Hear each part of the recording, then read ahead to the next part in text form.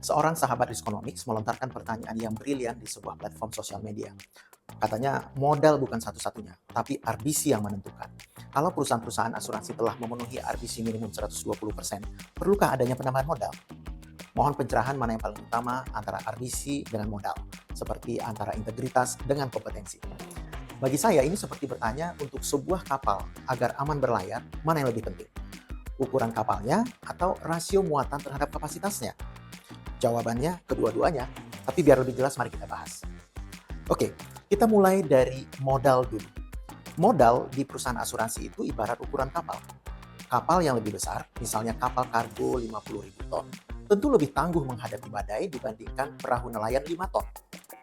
Modal besar memberikan daya tahan menghadapi gelombang besar, misalnya klaim katastrofi, memberikan kapasitas angkut lebih banyak, premi atau nasabah kalau di asuransi, dan memberikan stabilitas di laut yang bergejolak menghadapi volatilitas pasar. Tapi tunggu, kapal besar tidak selalu lebih aman. Kenapa? Nah, disinilah RBC masuk. RBC, Risk Based Capital itu, ibarat rasio kapasitas aman kapal terhadap muatan sesungguhnya. Bayangkan begini, kapal A kapasitas amannya 10.000 ton, muatannya 8.333 ton. Artinya muatan 80% kurang lebih dari kapasitas atau RBC 120%. Kapal B 5.000 ton, muatannya 2.500 ton. Artinya muatan 50% kapasitas, RBC 200%. Kapal B lebih kecil tapi lebih aman karena utilisasi kapasitas angkutnya lebih kecil. Di asuransi RBC 120% itu seperti kapal yang muatannya masih di batas aman tapi tidak lagi punya ruang untuk bertumbuh bisnisnya. RBC 200% seperti kapal yang masih punya ruang kosong yang banyak, jadi masih bisa bertumbuh. RBC 80% seperti kapal yang udah overload, punya risiko tenggelam yang besar, perlu pengawasan khusus kalau di asuransi. Jadi RBC itu bukan tentang besar kecil, tetapi tentang proporsi. Nah sekarang kembali ke pertanyaan kuncinya. Kalau RBC sudah di atas 120%, ngapain tambah modal? Kita balik lagi nih ke analogi kapal. Ada 4 senario yang bisa menjelaskan ini. Senario pertama, ekspansi rute atau pertumbuhan bisnis. Kapal Anda mungkin saat ini hanya melayani rute Jakarta-Surabaya. Ibarat Anda cuma ride asuransi motor di asuransi. Tapi Anda mau ekspansi ke rute Jakarta-Amsterdam. Atau mau meride bisnis properti atau industrial all risk misalnya. Maka Anda butuh kapal lebih besar meski rasio muatan saat ini aman. Asuransi perlu memperkuat modalnya. Skenario kedua, antisipasi badai. BMKG memprediksi ada badai dan curah hujan tinggi misalnya. Di asuransi mungkin ada potensi gempa atau banjir besar. Kapal dengan rasio aman 50%, RBC 200% tetap perlu upgrade menjadi kapal yang lebih besar. Asuransi perlu perkuat modal untuk extra safety buffer. Senario ketiga, kompetisi pelabuhan misal. Pelabuhan premium itu ibarat nasabah korporasi di asuransi. Mereka hanya terima kapal di atas 10.000 ton ke atas. Kapal 5.000 ton Anda, meski rasio muatannya perfect, tetap tidak bisa masuk dan bersaing. Asuransi perlu perkuat modal.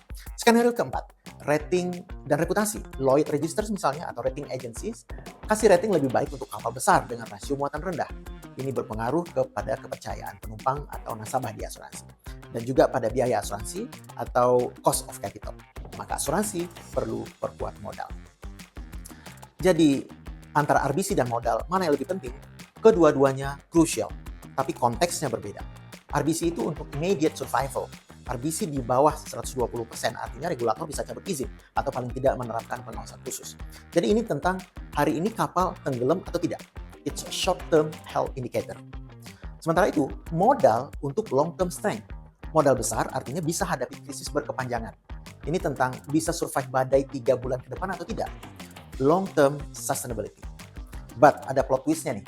Perusahaan modal besar bisa bangkrut atau RBC jelek. Karena kapal besar bisa overload.